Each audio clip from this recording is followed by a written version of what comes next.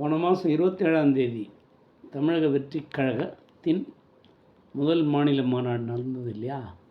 அப்போ விஜய் தம்பி எல்லாம் மேடையில் வந்து போய்ங்கிறாரு. அப்போ வரும்போது அப்பப்போ இழுத்து விட்றாரு. எனக்கு இன்னும் அது சங்கடமாக தெரிஞ்சுது.